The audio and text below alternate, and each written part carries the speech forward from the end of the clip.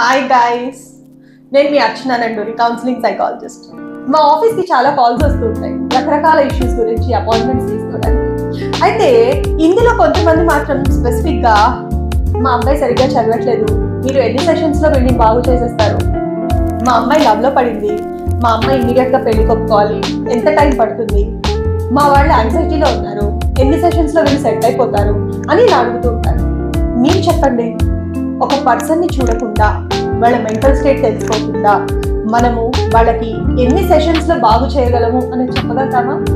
కదా. కానీ మనం పెయిన్లో ఉన్నప్పుడు ఒకళ్ళని అప్రోచ్ చేయముందర ఈ క్వశ్చన్ ఎలా అడగాలనిపిస్తుంది అని అడుగుతారు. ఎందుకంటే వాళ్ళకున్న ఎమోషనల్ స్టేట్ అలాంటిది. సో అసలు నిజంగా కౌన్సిలింగ్ ప్రాసెస్ ఎలా ఉంటుంది అనేది మనం ఈ సెషన్లో మాట్లాడుకుందాం.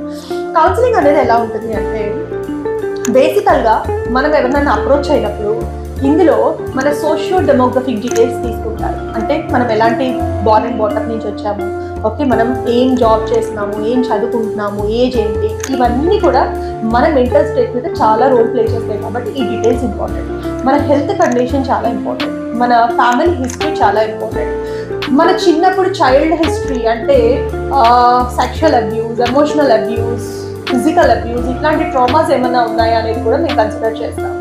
ఇవి కాకుండా హెల్త్ హిస్టరీ ఏదన్నా ఉందా, ఓకే, వీళ్ళ స్లీప్ ప్యాటర్న్ ఎలా ఉంది, సూసైడల్ ఇంటెన్షన్స్ ఏమైనా ఉన్నాయా, ఇలా చాలా తీసుకున్న తర్వాత మెంటల్ స్టేట్ ఎగ్జామినేషన్ చేసిన తర్వాత వీళ్ళ పర్సనాలిటీ పట్ల మాకు ఒక అవగాహన వచ్చిన తర్వాత వీళ్ళ విల్లింగ్నెస్ ఆఫ్ చేంజింగ్, అంటే కొంతమంది వాళ్ళంతటా వాళ్ళు మారటానికి వస్తారు, కొంతమందిని వాళ్ళ పేరెంట్స్ కానీ స్పౌస్ కానీ తీసుకుని వస్తారు.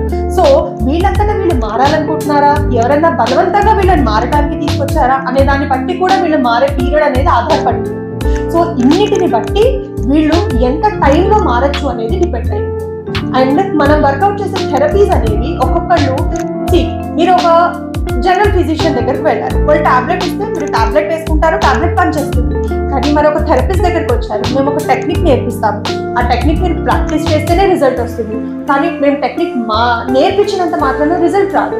సో ఇలాంటి వేరియస్ ఆస్పెక్ట్స్ని బట్టి ఒక మనిషిలో మార్పు అనేది ఉంటుంది. సో ఐ గెస్ మీకు కౌన్సిలింగ్ అనేది ఒక ప్రాసెస్ అని, అది depends and varies from person to person అని ఒక అవగాహన వచ్చిందని నాకు అర్థమవుతుంది.